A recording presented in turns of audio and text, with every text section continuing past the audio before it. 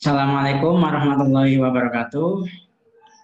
Pertemuan hari ini kita akan membahas salah satu menu yang ada di program Makuret Online, yaitu menu perusahaan.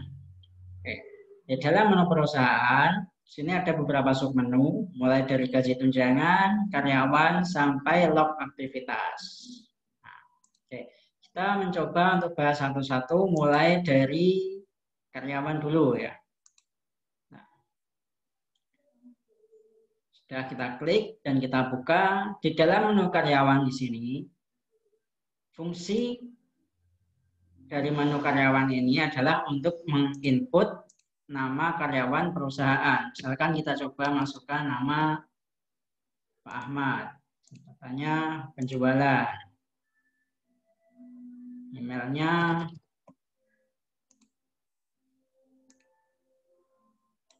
nih handphone 082111222 333. Ya, sudah. Kalau misalkan sudah kita semua, alamatnya kita isi, Jalan Buntu nomor 01, dan kotanya kota Surabaya misalkan. Kalau sudah, kita simpan. Salah satu fungsinya yaitu untuk menambahkan nama karyawan. Nah, ketika karyawan sudah ditambahkan di sini, nanti salah satunya bisa digunakan fungsinya yaitu untuk menginput pencatatan gaji, terus menghitung komisi apabila salah satu karyawannya ini adalah bagian sales atau termasuk bagian penjualan. Nah, ini alamatnya, pajak penghasilannya, dikenakan PPh 41 atau tidak, kalau iya centang, dan seterusnya. Oke ya. Misalkan di sini tidak perlu dicentang.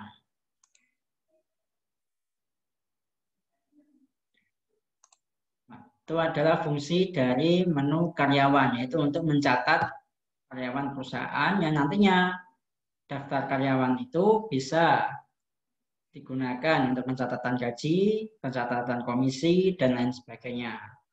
Kemudian ada menu lagi di menu gaji atau tunjangan. Nah, menu gaji atau tunjangan di sini adalah menu yang digunakan untuk mencatat komponen-komponen gaji atau tunjangan. Misalkan komponennya ada tunjangan hari raya, tunjangan bonus, tunjangan PPh, terus ada gaji pokok. Ini adalah komponen-komponen gaji atau tunjangan. Nah, komponen-komponen gaji atau tunjangan di sini nantinya digunakan untuk pencatatan gaji. Nah, pencatatan gaji menunya ada di menu buku besar pencatatan gaji. Sini ya. Menu buku besar dan pencatatan gaji. Nah, misalkan hutang bebannya kita isi, utang pembelian sampai tagih, katakanlah salah satu contohnya itu. Nah, nama karyawannya kita pilih, kita ambil. Nah,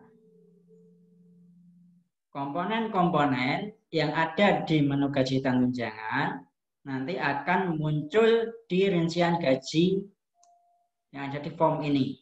Ada tunjangan pensiun, tunjangan PPh, tunjangan jabatan, terus kemudian gaji pokoknya di sini ada di bawah, karena tadi memang komponennya ada di bawah. Sesuai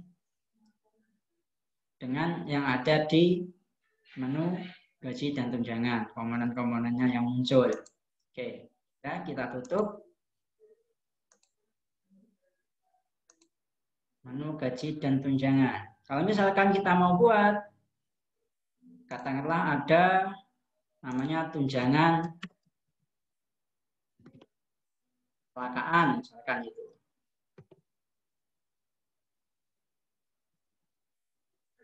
Tipenya tunjangan lainnya. Kan, kondukannya tunjangan. Misalkan ini ya, misalkan salah satu contohnya, kemudian kita simpan. Nah, nanti item atau komponen yang kita buat tadi akan muncul di pencatatan gaji dengan tunjangan kecelakaan. Coba kita buka, kita cek di menu buku besar, pencatatan gaji.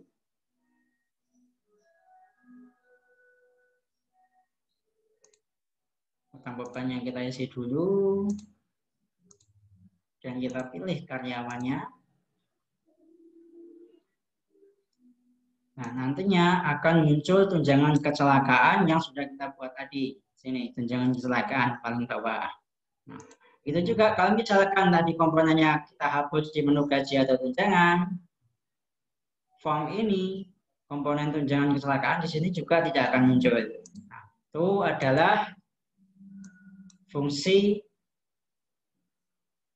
menu gaji dan tunjangan. Oke. Kemudian berikutnya transaksi berulang.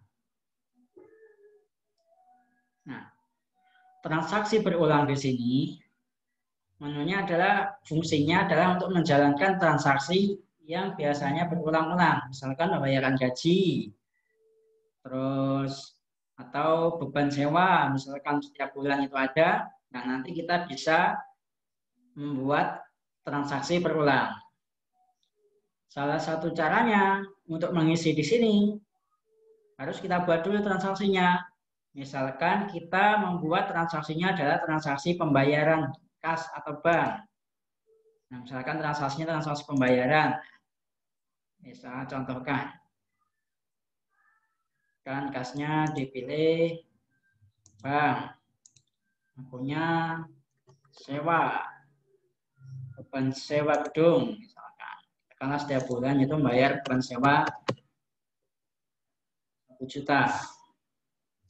Lanjut. Klik simpan.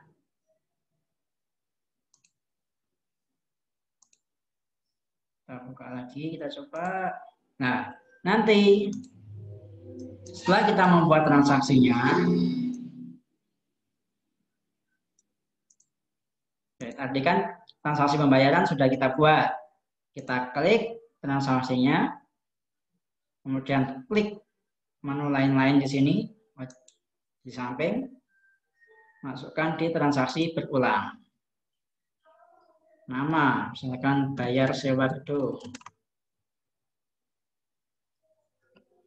Periodenya adalah bulanan. Berapa kali? Misalkan 1 kali. Atau 12 kali. Ulangnya. Klik lanjut. Berhasil disimpan. Oke. Kita tutup menu pembayaran. Kemudian kita kembali lagi ke perusahaan transaksi berulang. Kita perbarui. Nah, sini akan muncul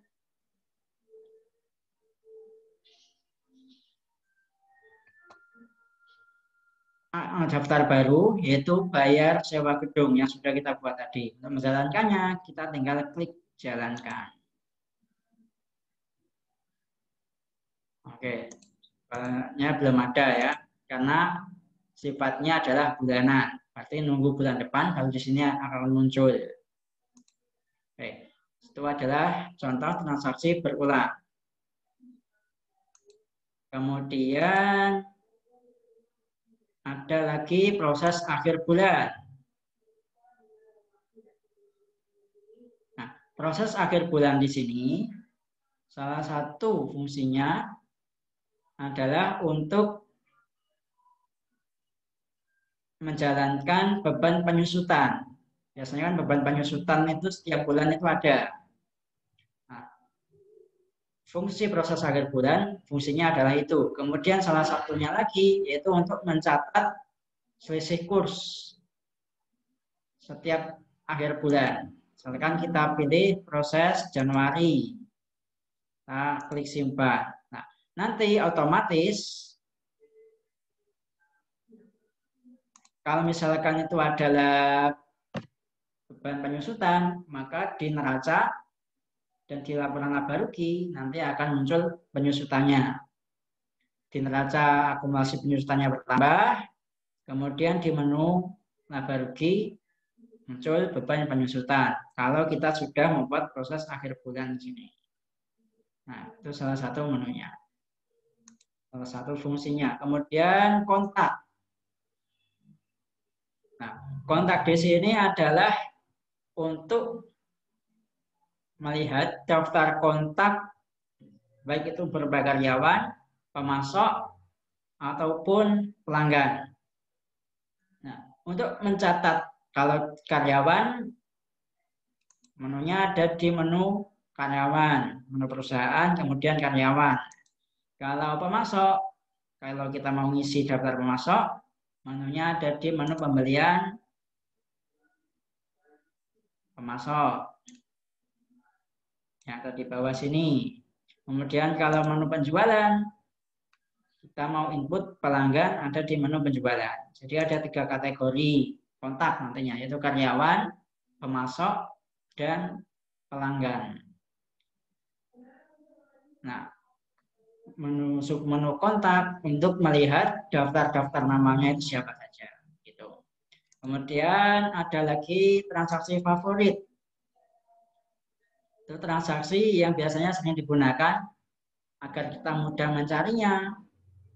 Kita bisa favoritkan.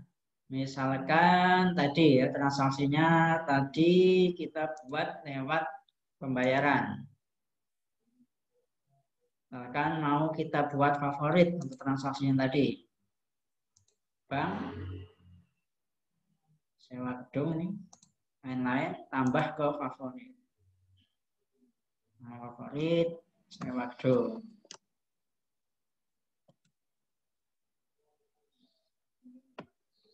Klik lanjut.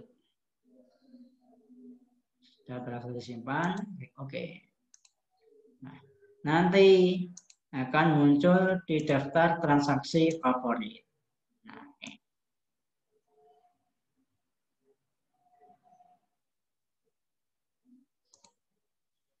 Agar mudah mencarinya. Kemudian ada lagi kalender.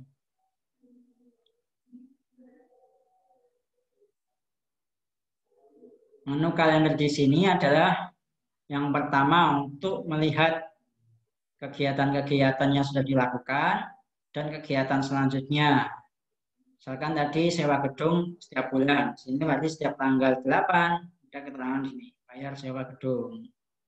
Kemudian bulan Juli, bulan Agustus, setiap bulan ada bayar sewa gedung. Fungsinya kalender untuk melihat kegiatan-kegiatan yang akan datang ataupun kegiatan-kegiatan yang sudah dilalui. Misalkan kalau ada contohnya pelanggan yang jatuh tempo tanggal 13 Agustus, maka akan muncul di sini. Jatuh temponya siapa saja. Kemudian menu kalender sudah, yang terakhir menu log aktivitas. Nah, untuk menu log aktivitas di sini adalah menu untuk melihat aktivitas-aktivitas yang dilakukan oleh akun tertentu atau pengguna. Misalkan di sini tadi ada transaksi pembayaran, kontak, pemasok. Nah, semuanya terrecord di sini. Ketika misalkan ada yang menghapus transaksi, nah, bisa dilihat di sini. Nah, namanya siapa, kategori pemasok. Nah, ini penggunanya Imam. Jenisnya buat, transaksinya pemasok, berarti tanggal 8 Juni ada pembuatan transaksi di sini. 8 Juni jam 9.25. Semuanya ada transaksi. Transaksinya bisa direkod di sini. Oke. Demikian penjelasan menu-menu menu perusahaan yang ada di aplikasi Accurate Online. Assalamualaikum warahmatullahi wabarakatuh.